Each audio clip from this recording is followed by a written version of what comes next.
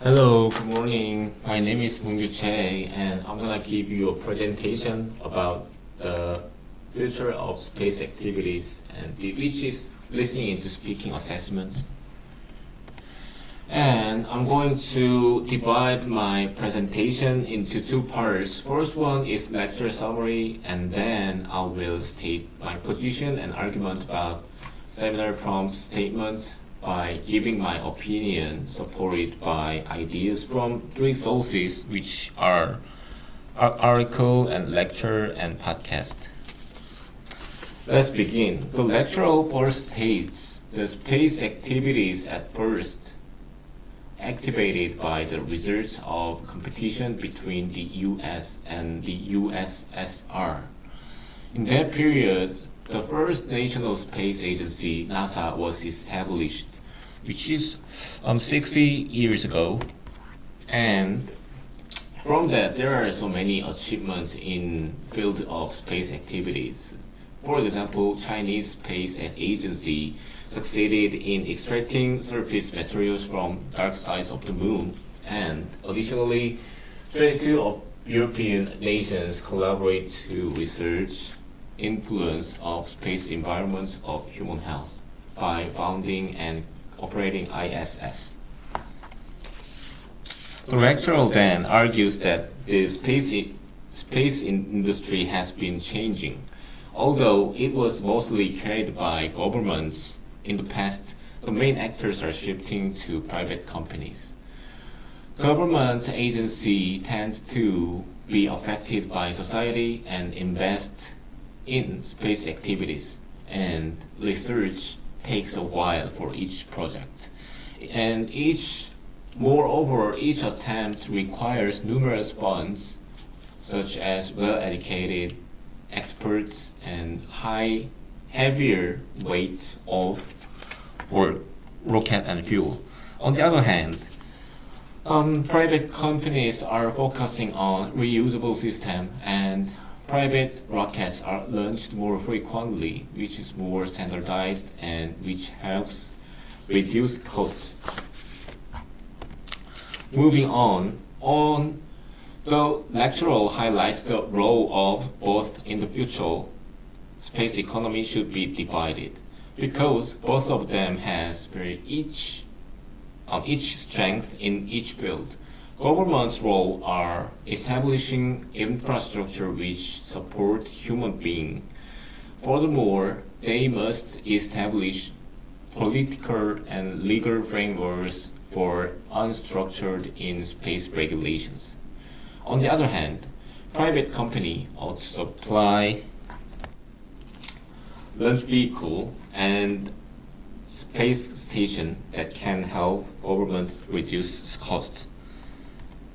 The lecturer concludes that collaboration between governments and private companies will be essential for the future of space economies. Now, I'd like to talk about position and move on to my argument about seminar prompt statements. As I told you before, a bunch of space activities have been carried out by government agency, but nowadays private companies play a essential role and significant role in space development. So, which brings question: who should be leader for space development today? From my point of view, space commercialization is necessary but must be closely regulated. Let's first consider the influence of private companies. The lecture and podcast explain that space activities were traditionally led by governments, and however, the podcast notes that national agencies are often constrained by public opinion and political shifts, as the US president have repeatedly changed NASA project. In contrast, private companies In contrast, private companies take greater risks and launch more frequently. The lecturer connects this directly to the relationship between launch frequency and cost. Government forecasts are typically used just once, and it required heavy payroll capacity and specialized expertise, which is very expensive. And on the other hand, in contrast, private companies employ reusable launchers. From the article, it can reduce propulsion costs drastically. As graph shown, Falcon 9 cost one-third of equivalent government vehicle. Moving on to the presence of space economy, Earth resources highlight satellite industry.